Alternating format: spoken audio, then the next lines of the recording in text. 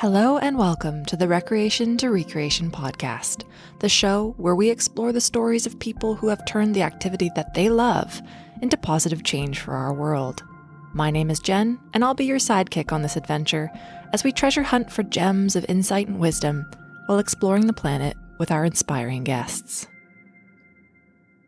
For today's adventure, we're heading to London, England with Amber to explore her world of neuroscience, art, and innovation.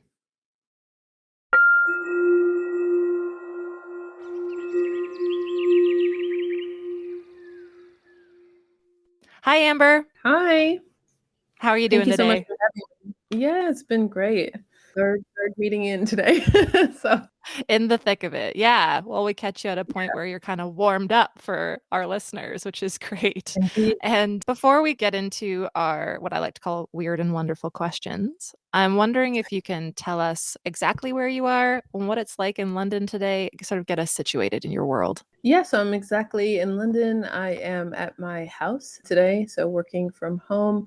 It's actually quite a sunny day out in London today, which is a rarity. It's sunny enough that I can open the windows. It's been quite cold recently, but today it's about 60 degrees Fahrenheit / 11 degrees Celsius, whichever you operate in. So yeah, it's quite a nice day today. Yeah, it's been a good morning so far. Very productive, I'd say. Awesome. That's always a good feeling. And so before we delve into, oh my gosh, there's so many cool things to cover today. I always like to ask these questions that don't really have anything to do with anything, but they are always entertaining. Yeah. First question, I hope you're ready for this. If Okay. you could choose a superpower, what would it be? A superpower. That is a good question.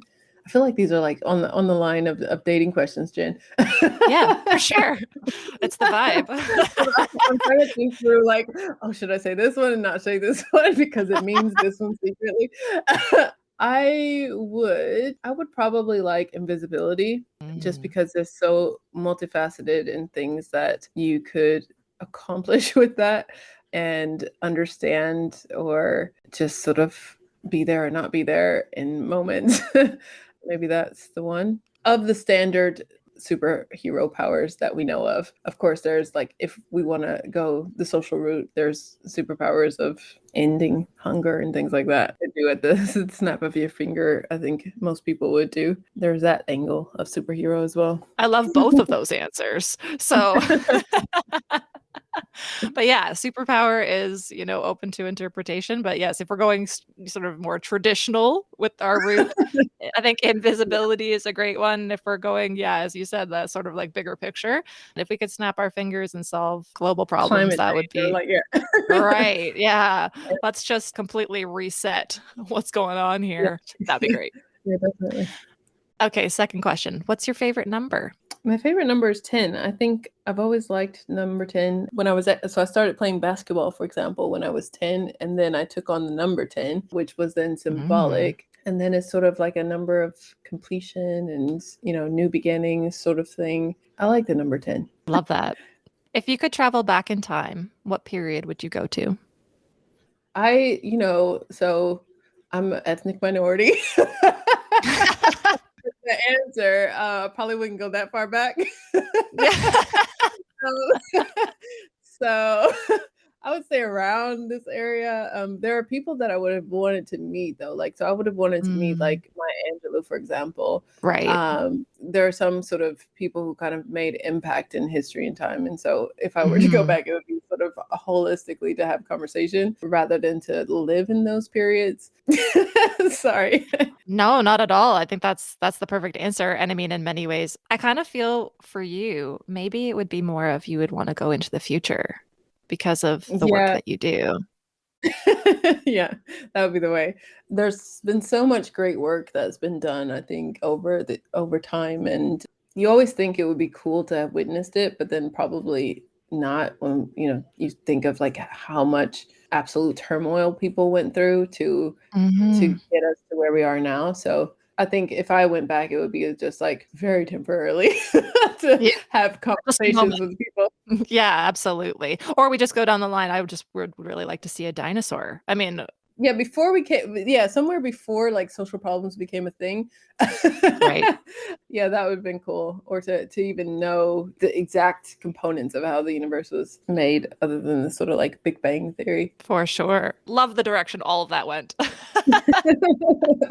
Name a word that starts with the letter Q. Quilt. Oh, lovely. I really love patchwork quilts.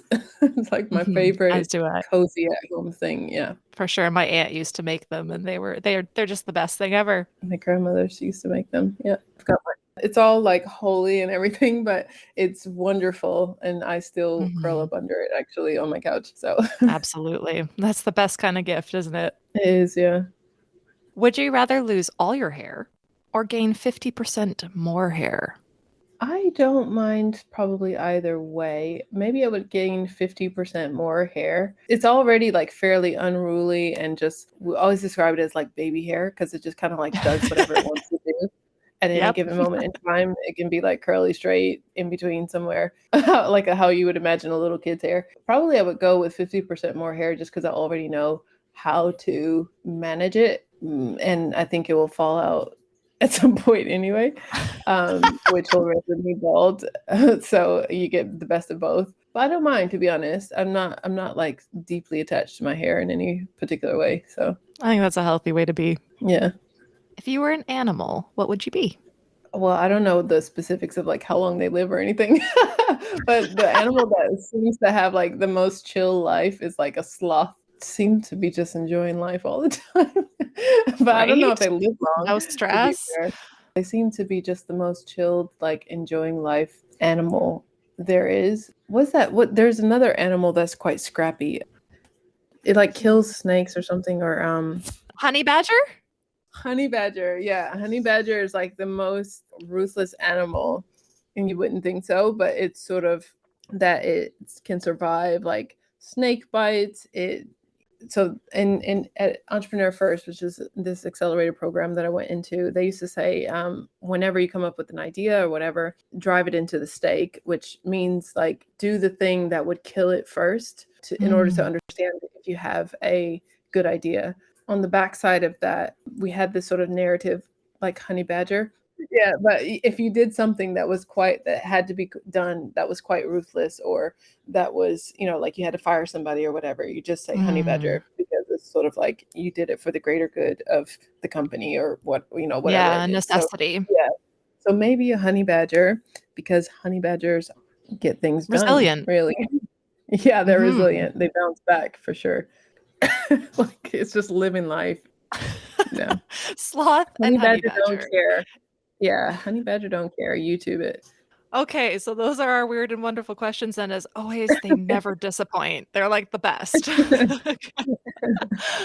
So I always like to start the episodes with a bit of an origin story. So we're gonna get you to think back to your childhood and how did life begin? What's it been like being you? We learned that you played basketball when you were 10. We know that now, but if you could just kind of take us back with you and tell us about how your life began.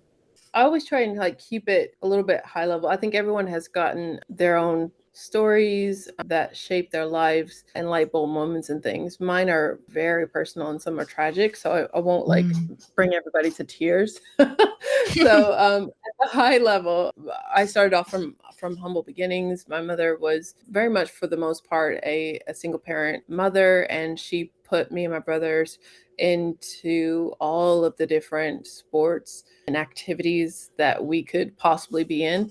From her perspective, I think it was to kind of like keep us out of trouble because she was Mm. working so much. And there was always, if we were in these sort of sports, there was always a supervised, like we were always supervised with teams, with a group of people, with adults. And so she kept us disciplined in a very unique way that we were able to explore quite a wide variety of things that we could be interested in.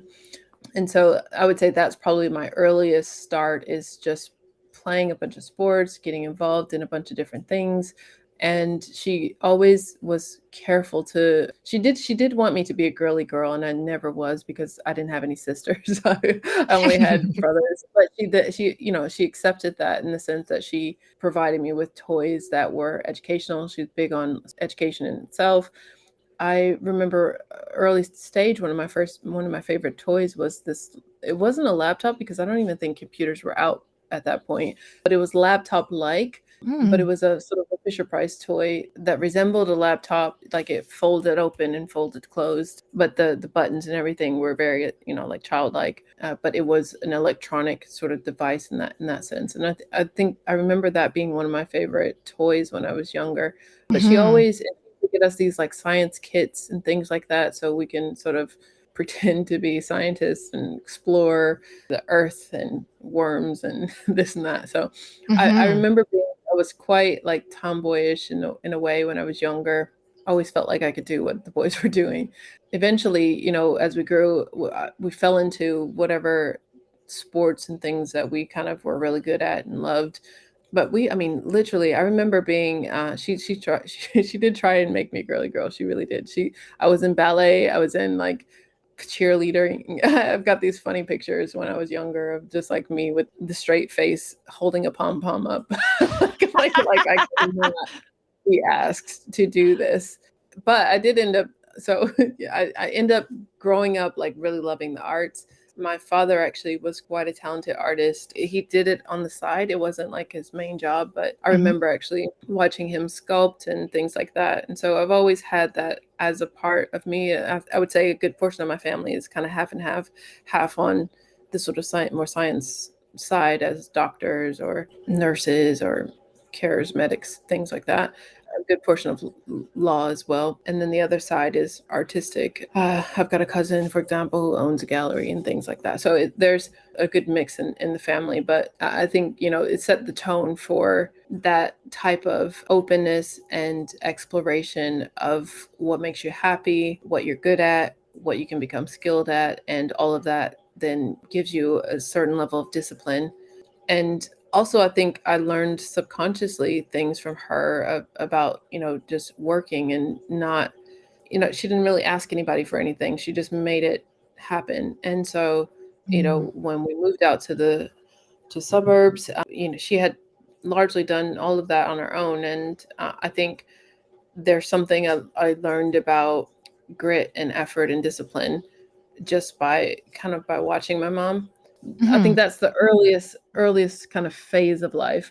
All aspects of that kind of carried on through middle school, high school. I was always involved in a whole bunch of things, and all shaped around my interests. I maintained a level of art. I would be in art competitions and things, and I enjoyed science. And like in high school, chemistry was one of my favorite classes. And then I went to undergrad in the U.S., which is still quite an exploratory experience. And I went to liberal arts college. It was an all residential campus, and in the States, you are able to change your major as many times as you want to. I think originally I went in thinking that I was going to do this like cross disciplinary thing and do like art therapy or something. One of the earlier conversations that may have shaped some of the decisions in my life was with one of my uncles. He said to make sure that whatever I chose to do, that I could measure it. I don't even think I was in high school when we had that conversation, but it stands out to me even to this day because it was so like before its time in a way. After the art therapy thing, I was like, okay, maybe I'll be a dentist. and then and then I thought, oh no, I don't know about that. Maybe I'll do this. And so I kind of zigzagged and just kind of exploring things that were health adjacent. And then I took my first neuroscience class, and that is what stuck with me. I Mm. loved it. And I loved it so much because it combined so many things. So there was biology in there, and there was psychology in there, and there was chemistry in there, and there was just so much that factored into our neurological makeup, so to speak. And I wouldn't have to peg myself one way or the other. And what I mean by that is Hmm. like if you have a peg board and then you stick the peg in the peg board and that's your bit, Hmm. always wanted to be like that sort of like Renaissance woman type of thing where I can just pick up and do something because I have that talent or that skill set. Liberal arts kind of gave me that because you had to dabble in all of the different things in order to get that degree. And so I finished with psychology, neuroscience, and chemistry minor. The chemistry minor, though, came after I was actually originally a studio art minor. I had to choose my last class, and if I chose one class in the art side, then I would have the studio art, or if I chose one class on the chemistry side, then I would have the chemistry. And I did for chemistry because I knew that I would always have my art, and if I didn't take the chemistry class, all of that work that I had done would kind of disappear. I dabbled though. So I went to school. I had an academic scholarship, but then I did play basketball and volleyball actually to start there. Then I dropped to just basketball, and then I got into neuroscience. I focused in on neuroscience, and I dropped sports altogether. It gave me the flexibility to do that. And then after I dropped sports, I really wanted to be active, and then I started to do contemporary dance, which is a funny story. Like that's a journey in and of itself. It was one of those things, actually. Let me just tell a story because it's quite funny. I was an RA. In Europe, it's called head resident. In the States, it's resident assistant or a head RA, where you have a room in one of the dormitories and you kind of look after everybody in that dormitory. And so I had a resident who was studying dance, and she let me know that they had this trial was it the tryouts open. And so I was thinking, oh, do you know what, it'd be so cool to like dance, and like how hard could it be? And so I went to this tryout, like having never taken a formal dance class in my life apart from like when I was a child, to trying out. And what I didn't know is that it was not just contemporary. So there are three pieces that they were auditioning for. One was a flamenco piece, one was a ballet piece, and one was a contemporary dance piece. And they wanted you to dance all styles. Amazing. So if you can imagine me with no training out there about 2 beats behind everybody trying to. I love it. Ever been to an audition or something, or even just like a class that is dance? They teach you so fast. It's far beyond like a muscle memory type of thing. After that, I was like embarrassed myself so badly that I then got into contemporary dance classes and That's awesome. tried out again.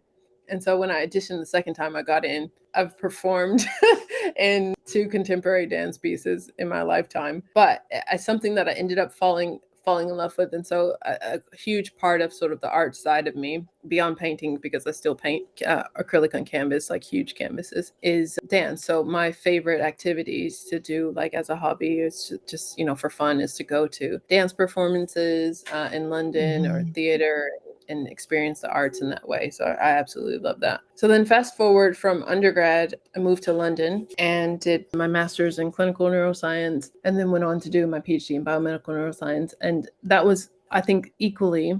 So usually at the point in the States where you funnel in on what you want to do is that grad school point, in the sense of after you've chosen your major, you get your degree, and then you focus in on whatever track that area is. When I moved to London, actually, there was still this exploratory aspect of it because they do education fundamentally differently. It wasn't about strict as classes and assignments, even though we did have that. You had to kind of learn on your own. The professor would not tell you what they're going to quiz you on or what they're going to test you on. Chapter 1 to chapter 10 is going to be on there. And it's not like that in the States. In the States, like, you kind of have a good idea of like the topics and the trajectory that the test is going to go down. Whereas this was more exploratory in that sense. And so I have managed, just based on where I've done my education and when sort of how it all kind of played out, to stay in this constant exploratory space, either on a particular topic or on a variety of topics,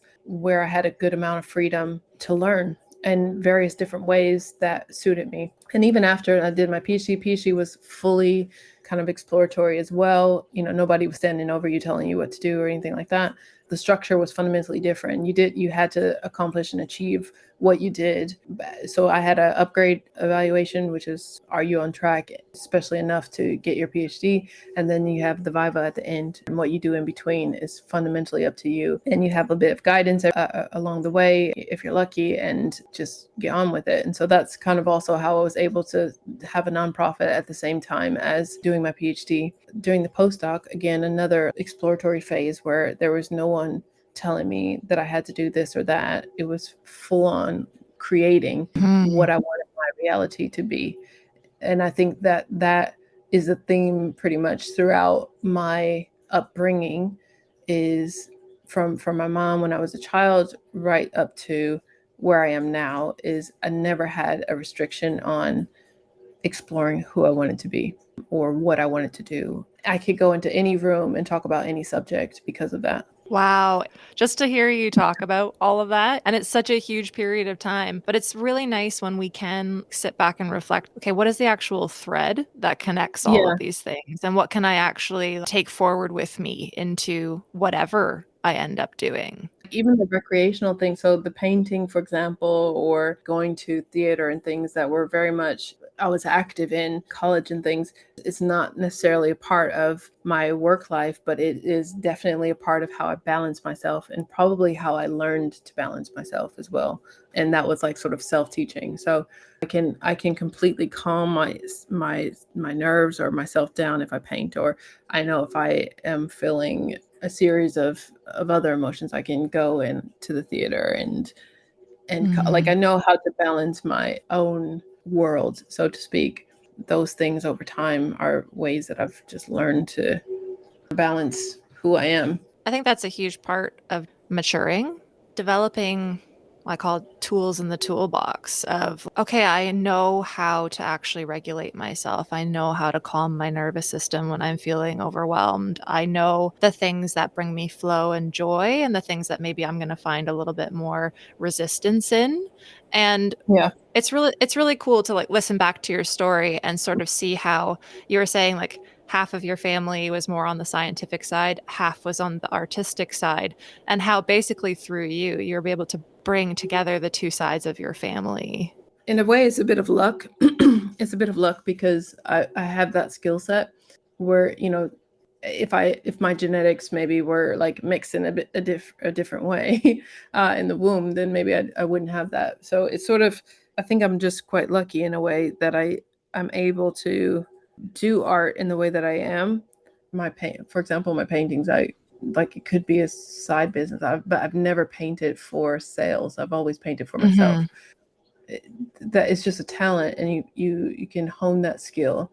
And maybe when I retire or something, at some point in time, I will like actually sell my paintings, or I'm enjoying it right now, and I think that is equally important. In many ways, you say you paint for yourself, but you also have brought that into the work that you've done. I mean, that's how we basically met, was Oh yeah, that collaborating sounds on great. the Paint to Yeah. Wear project through Movement for Hope, where we were interviewing people with different neurological issues. And then you were abstracting their portrait that you were painting with what it looked like down the Yeah. microscope. I mean, it's really powerful when you can bring together two what really appear to be disparate things Yeah. and find a way that they can interconnect. It's more an evocative invitation to have a feeling towards something rather than to just come at it purely from an intellectual standpoint. And so I mean, there's so many different questions in my mind, but as I was doing my research for the episode, and if we look at the path that you've taken, and I don't necessarily want to delve into anything that you're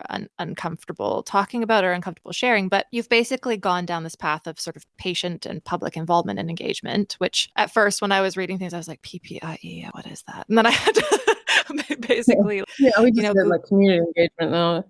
it is a very like specific side of community engagement from the sort of health perspective. You alluded to it before. As we're growing up, we have these sort of formative personal experiences that shape a foundation of who we then become. And it's not set in stone, as Yeah. it informs our evolution, and it can be a catalyst to things that we find ourselves doing, almost like a thread that we can pull through that can take different forms and go in different directions. Myself, my parents were both involved in running a multiple sclerosis clinic together. My stepdad is a neurologist and my mom as a social worker. This meant that I was really fortunate to gain exposure and early understanding of disability, to have gratitude for what I've been given, and then to do good in my career to further equitable accessibility for all in whatever environment or path that I took. So I went down a recreation route, but it's really just about realizing that the voices of those who have found themselves in a life circumstance that we refer to as disability are absolutely voices of, resilience and wisdom that we should be listening to. And you had this really great quote on your website.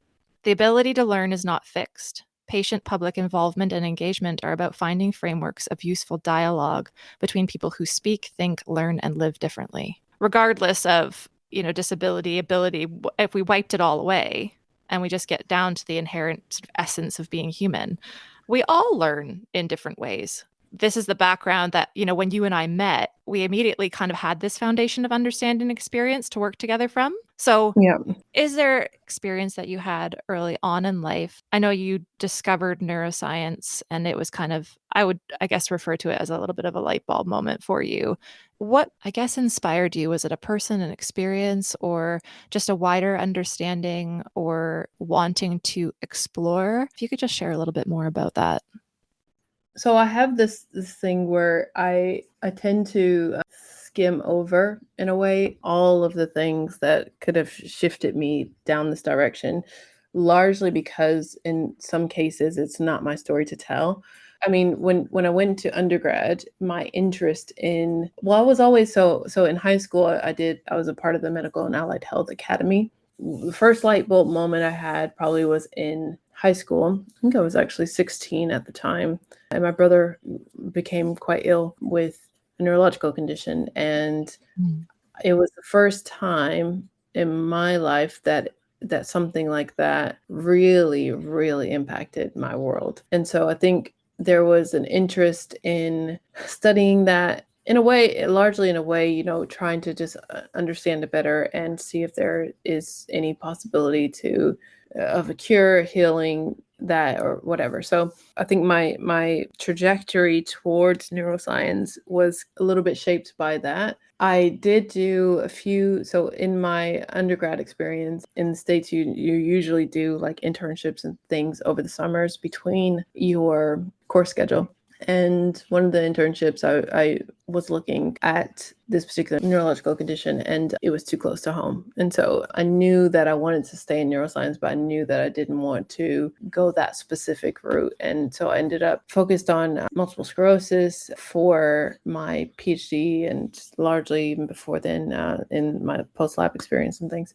The second light bulb moment was probably in my junior year, my third year in undergrad. And I'll just say that there was a tragic event that happened that actually is probably shifted the trajectory towards business for me. So it was the only summer after that event, I needed just, when I was at quite a low place, I would say, in life. And I didn't have the capacity, or the mental energy to do anything science related that summer. And Right. so I went into, for all intents and purposes, a pyramid scheme, actually.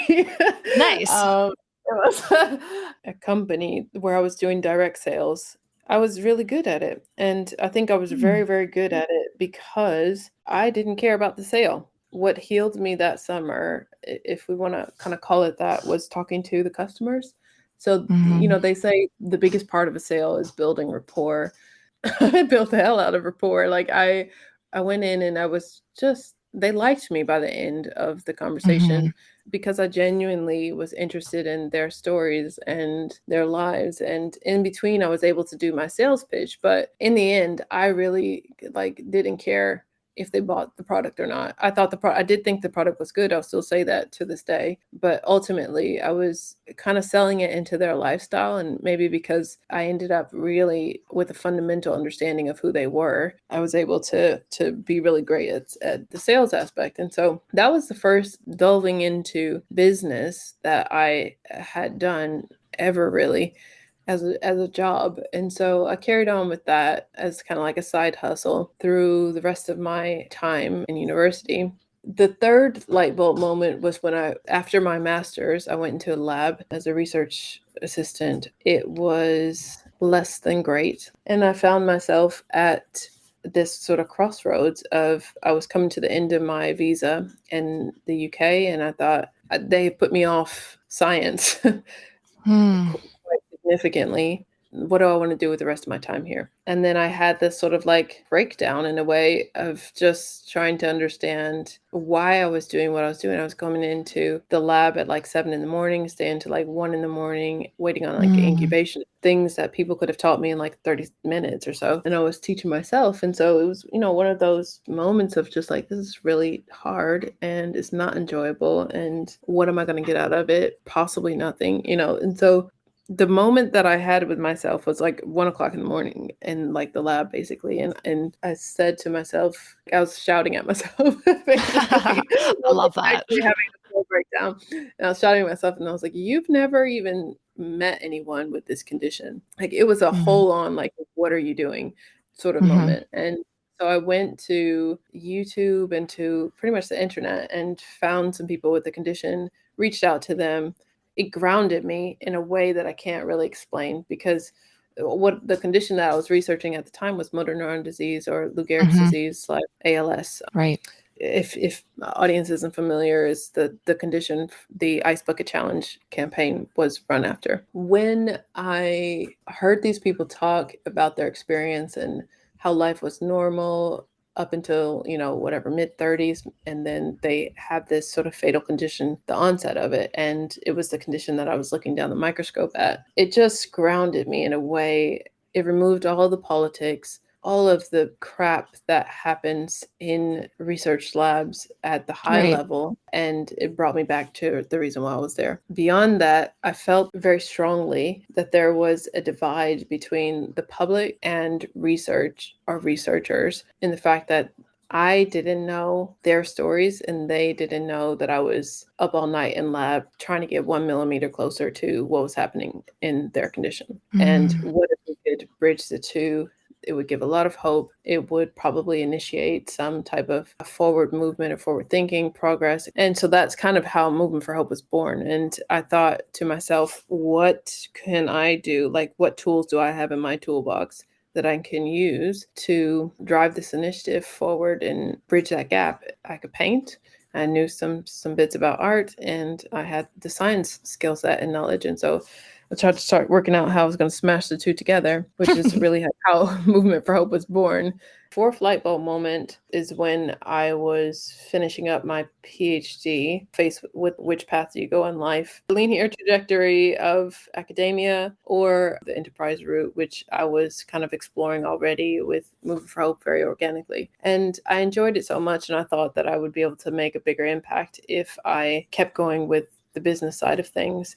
And so I applied to the Royal Academy of Engineering's Enterprise Fellowship and got that for my postdoc. I shifted the department that I was in to entrepreneurial department at the university, and I stored all my IP under a company name that remained dormant for a while, and kind of just explored how to essentially put Moving for Hope into software. Yeah, I think those probably are my 4 light bulb moments. I would say in the sense that I think your trajectory in life, or what you're doing in life, is aligned to your values. And it's so important to kind of think about it that way, because you grow and you scale and you change pathways. What happens during that journey is actually, as you grow as a person, your values shift. And that can be circumstantial, or it can be full on, like you've had an epiphany. What I mean by that is, after your undergrad experience, you're going to go and choose a field or industry to be in.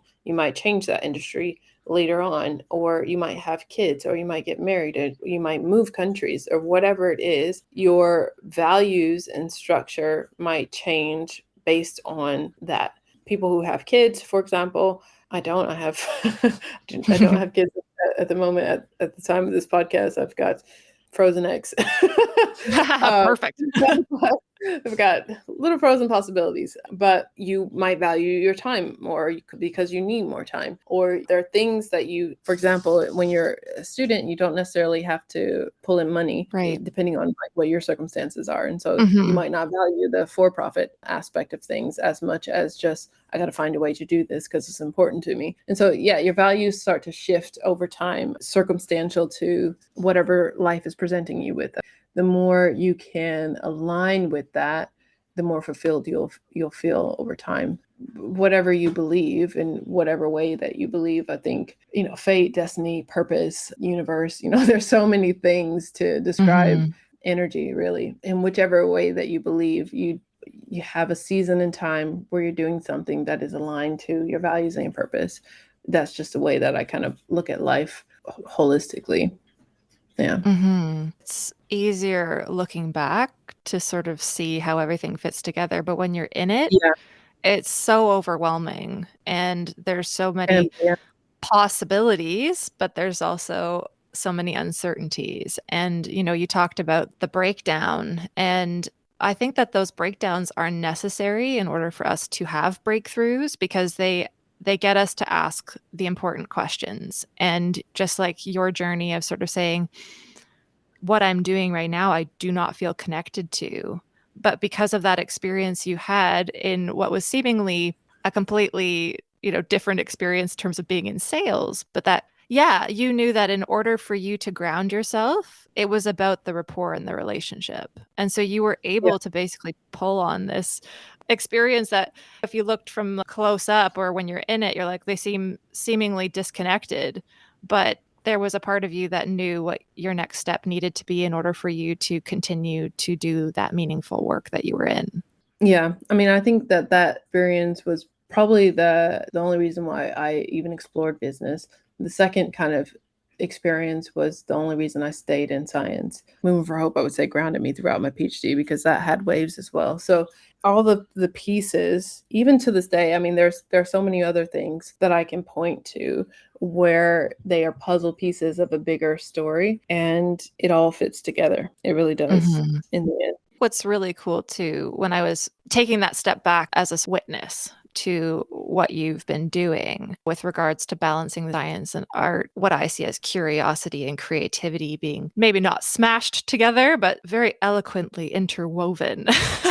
From my perspective looking in, I'm sure it felt like smashing at the time. It comes down to innovation. And you talked about the fact that a theme that has kind of run through your life has been this sort of exploration. I put exploration and innovation together, and entrepreneurship is absolutely a manifestation of those two things, right? They're the essence of what it means to be an entrepreneur. The medium can be completely different, but the qualities of what we bring through what we do is what matters. Yeah. And so what does it mean to you to innovate? I think to innovate is to not follow the rules, to know where you can disrupt and how you can disrupt in a way that drives positive change or positive transformation. And that can be for everything from cost to efficiency to accessibility. And you talked about Movement for Hope. Would be really wonderful if you could just explain a little bit more what Movement for Hope did in those 7 years. So, oh gosh. So moving from Hope, I mean, when I look back on that journey, we did so much with absolutely nothing. And that is to do with people giving their time, volunteering, right through to just the fact that we wanted to do it. And so it taught me a lot of resilience, actually, and it taught me just loads. What Moving for Hope accomplished in those 7 years, gosh, we had 3 targets. We had awareness education, adaptive equipment, and research support. Research support wise, we were able to assist with roughly about 26 million in grant funding or funding support. We were able to start a fellowship program. We would teach students for 1 to 3 years, actually, how to develop ideas, bring them right through to implementation, how to engage with public who were different from them, how to collaborate with people who were different from them, from researchers to people who were disabled to people who were artists. What that functional collaboration kind of looked like, what co-design looked like, what co-participation looked like. We were able to bring people with disabilities into the classroom, to like engineering classrooms, and engage with students on designs and things that would work for their particular needs in order to develop new prototypes and be disruptive in the medtech space. We supported all the funding that we had went back into those 3 things. We supported people with new scooters, new sustainable adaptive equipment, clinics as well, and developing countries or in areas that were less fortunate, housing, so everything from like bathroom remodeling so that bathrooms would have the equipment that they need to be livable. It was quite the experience. And then we ran a flagship event called Rewired that merged performing arts and science to communicate research to a lay audience. And that was probably the biggest event that we were known for. It was such a journey. We went to Africa, we went to China, all over Europe, US, and had cross-disciplinary awareness programs. And even though it's closed now, it still fits into what we do now. From Moving for Hope, I've founded Research Grid, and Research Grid streamlines medical research or clinical trials community engagement from months to minutes using artificial intelligence and process automation. And what that essentially means is that we have two products. One is called RGrid, and RGrid is focused on clinical trial management. And RGrid streamlines administration, so all the documents, data, communication. And then our second product is called Inclusive. I would say Inclusive is the digital version of Movement for Hope. Inclusive is focused on community engagement and streamlines participant management, data management, and project management using process automation and as well as AI. Each of those is upstream or downstream in terms of the medical research process, but they work together. When I look back on Moving for Hope and all of the awareness raising and research support and everything that we did to understand the bottlenecks there, to address them, to raise awareness generationally as well. So with children, young adults and adults, to draw them into research, to understand trials, neurological conditions, it's all fits together in the end. And now we're less on the doing side, more on the tech that supports the doing. It's just a different angle of where to be that's still based on like my experiences in research labs and clinical trials and also in community engagement.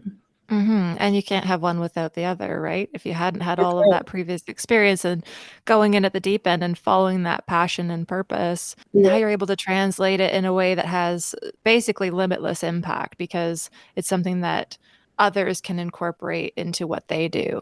It can be incorporated at so many different levels. We've got roughly about 60,000 different community groups comprised of just under 800 million members across 157 different countries. And when I think about how inaccessible research is and has been for many years, so you have the same types of people participating in research, it affects the efficacy of drugs, how effective they are for different types of people, because our genetics kind of all interact with drugs in different ways, and so it might be less effective for an ethnic group of people than for another one that has participated in the trials. And so, but all of that is really, really complex when you think about why are these different ethnicities not participating in trials, and that kind of comes down to historical ethics of trials, and the history of science is not actually all above board, let's say, and Right. ethical. So that awareness side of things and engagement side there's such a need still for it before you can even think about recruiting somebody.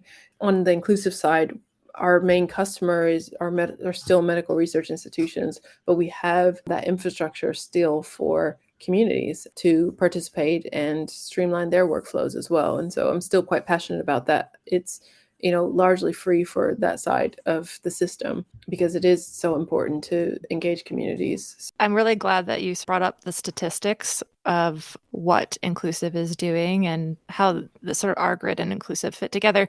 Because if you weren't going to toot your own horn, I was going to. And I'm really glad you shared the story about being in the lab and kind of yelling at yourself and grounding yourself in the stories of people. Because I think what happens so much with research is that there's this sort of research fatigue that happens when people are involved in that process, but there's not this space for cyclical feedback and open table conversation and discussion.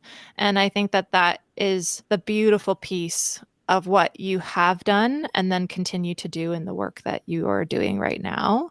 What you're doing is absolutely integral for the future of a more and I say inclusive in just so many different ways. There's accessibility, transparency, general engagement, co-design, co-participation. There's so much that is entangled in that in the best ways, to optimize what we consider inclusive engagement holistically. That is fundamental for clinical trial management and driving clinical trials. And, we're facing an era where the FDA has made it mandatory to involve diverse communities. It's a huge part of what we do still. The story behind kind of how it got that way and how inclusive was created is entirely another story. So it's all been one of those things where all the pieces have fit together in things that I've done in my life that bring me to this point now where I'm on the tech side of it, which, I could have never guessed that I would be, because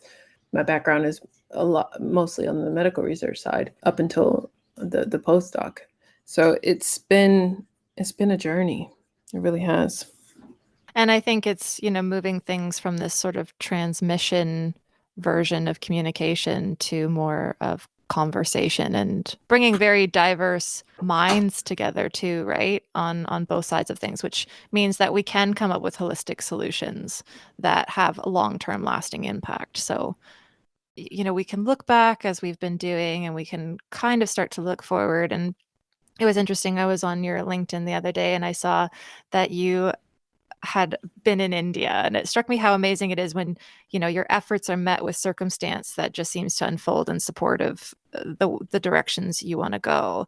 And you said that you were looking to expand your business in India because you actually have staff both in the UK and India with Argrid, and then all of a sudden the UK government's inviting you to be a trade Yeah. delegate to go and meet all these people and grow this network, and to go in person to better understand the context in which you are operating and meet your team in person for the first time in 3 years, which is wild, but it is the world that we're living in. And I think that people have better understanding of what it means to be remote from our colleagues and our families, given what we went through with COVID. I'd love for you to talk a little bit about this next step for your enterprise. What is exciting to you? Maybe what intimidates you a little bit? I heard this great quote this week that said, "Fear is excitement without the breath."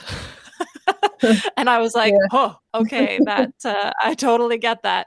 But how do we find comfort in the discomfort of growth? And you alluded to that many times in this Yeah. conversation already, which is beautiful, because I think that is honestly the human condition if we're Mm. open and willing to it, or even if we're not. I'd love to just hear a little bit more about what this next stage looks like for you, and what it feels like for you.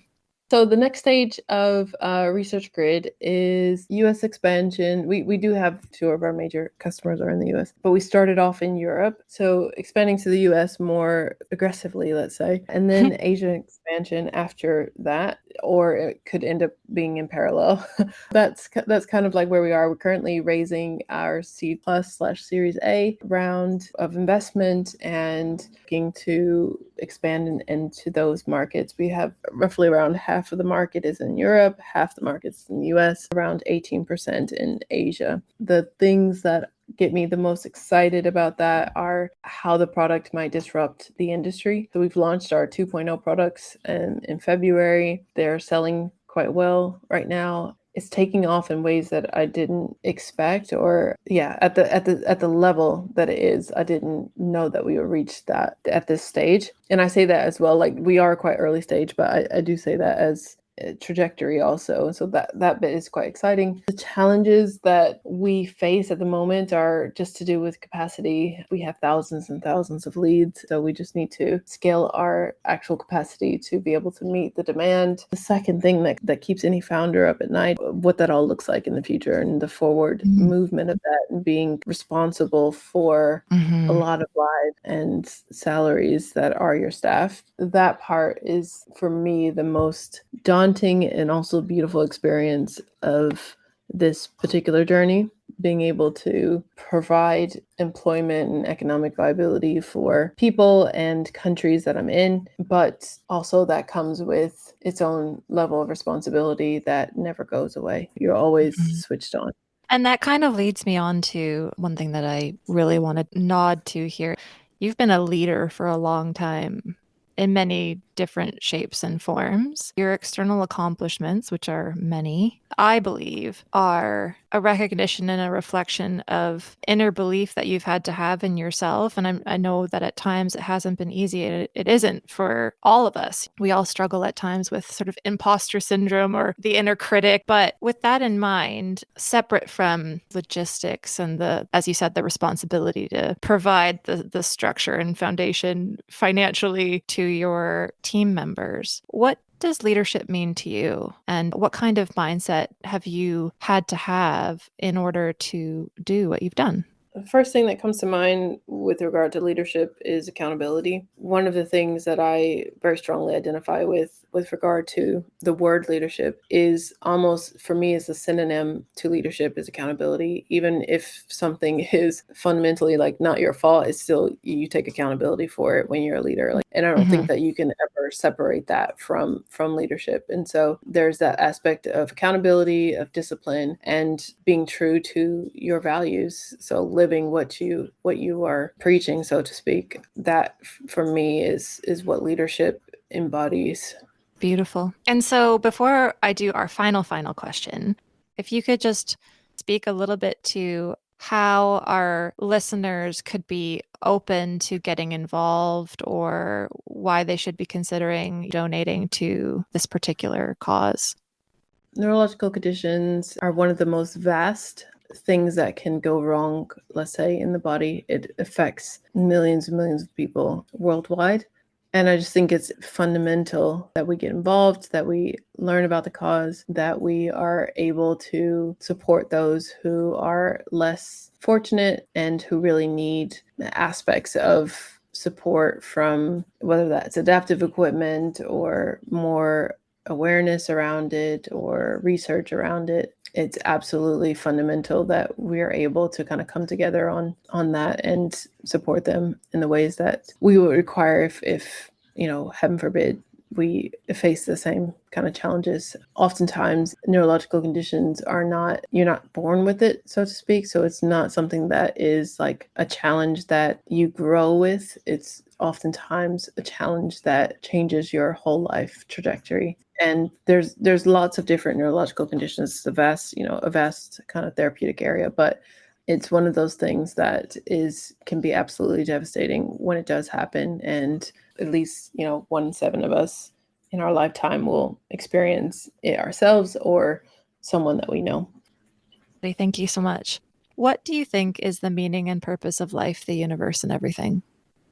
I think the meaning and purpose of life is what resonates with you. We're all connecting to, let's say, an energy source, whatever you call that, the universe, God, angels, spirits. There are many different names for energy. We have the ability to influence that energy in various different ways that then reveals what we consider our purpose or our calling or our destiny or our fate. Again, many different names for that. And I think it's what we're searching for, what we're influencing is really the essence of authenticity for ourselves. I feel like love is tied into that, social acceptance, career success, all of it is tied into this genuine, unified, authentic need to want to be accepted for who we are. That is what kind of ultimately forms or shifts our purpose, and ultimately what we put out into the universe in terms of like influencing energy towards that purpose, if that makes sense.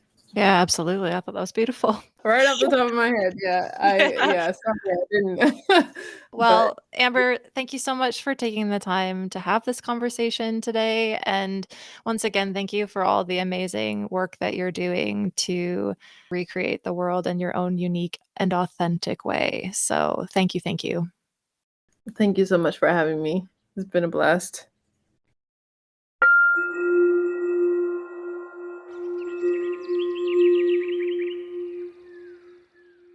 This month's Recreation donation is in support of the Brain and Spine Foundation. As you now know from exploring with Amber and I in this episode, neurological conditions affect up to 1 billion people around the world. The Brain and Spine Foundation provides life-changing support for any neurological condition. as well as their free helpline. They have fundraising efforts, peer support groups, and provide free information booklets on neurological conditions, as well as consultations with specialist nurses and professionals for legal and financial support. They also act as a platform for the voices of those with neurological conditions to be heard, to effect positive change and raise awareness. Whether you can volunteer your time, money, or your voice, we hope you will head over to our Patreon page to find out the different ways that you can support their unique version of recreation for the world. Please take the time to let us know what the stories we explored in this episode meant to you. And if you do take action to support this month's cause, thank you. Thanks for joining us for this episode of Recreation to Recreation. If you or someone you know has a unique and inspiring story to tell, make sure to reach out so we can share it with the world. Until next time, keep happy, keep healthy, and keep exploring.